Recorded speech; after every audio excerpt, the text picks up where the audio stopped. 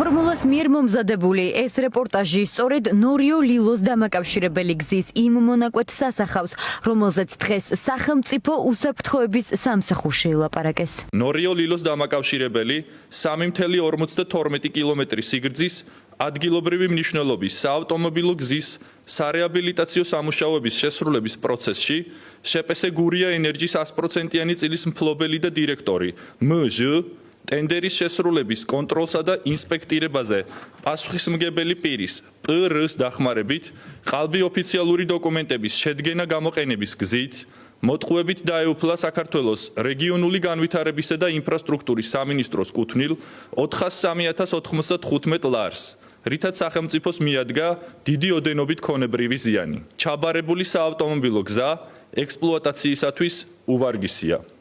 ერთი წლის წინ იმავე ადგილას სოფელ ლილოსთან რეაბილიტაციიდან 2 წლის თავზე ხიდი ჩავარდა. ანუ ამ საქმეში კორუფციის კვალი ჯერ კიდევ შაშან ჩანდა.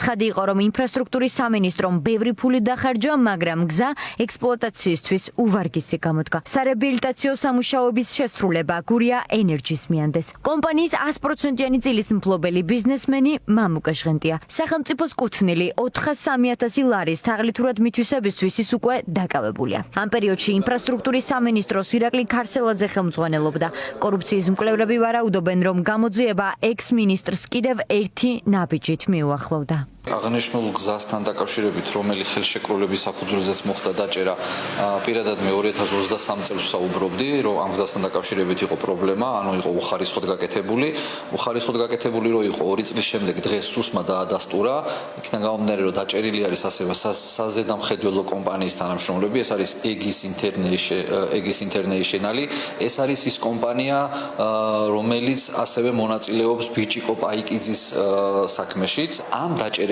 მიუახლოვდნენ კიდევ უფრო ქარსელაძეს, იმიტომ რომ ეს კომპანიები იყო მათი ფავორიტი კომპანიები. მამუკა ჟღენთან ერთად დაკავებულია იმ კომპანიის თანამშრომელიც, რომელიც სარეაბილიტაციო სამუშაოებს ზედამხედველობას უწევდა.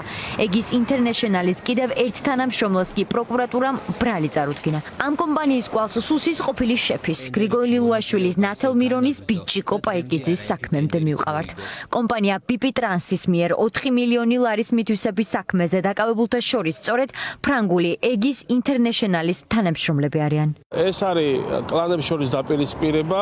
ამ შემთხვევაში მათ ეს დასჭირდათ როგორც ინსტრუმენტი, რომ გამოიყენონ თავიანთი ყოფილი კოლეგების წინააღმდეგ ანგარიშწორებისა და პოლიტიკური კლანური დაპირისპირების გამო. რეალურად ეს დაკავებები არის მიახლოვება ინფრასტრუქტურის სამინისტროს მაღალჩინოსნებთან და შემდგომ მიახლოვება გრიგოლ ლილუაშვილთან. ბიუჯეტის ფულის კერძო ინტერესებზე მორგების კვალს სავარაუდოდ კიდევ უფრო შორს მივყავართ. გამოძიება შეიძლება მამუკა ჟღენტის ძმის კომპანიითაც დაინტერესდეს. კორუფციის მკვლევრები ამბობენ, რომ ტენდერების უმრავლესობა სწორედ დავით ჟღენტის კომპანია ნიუ როუდზე იყო მორგებული. ამ კომპანიამ 2012 წლიდან დღემდე 2 მილიარდი დოლარის ღირებულების ტენდერები მოიგო. დათო ჟღენტი და ჟღენტების ოჯახი არის დაახლოებული ირაკლი ღარიბაშვილისა და ირაკლი ქარსილაძის კლანებთან, რის შედეგადაც მათ მიიღეს 100 მილიონი ლარის შემოსავალი სახელმწიფო ბიუჯეტიდან.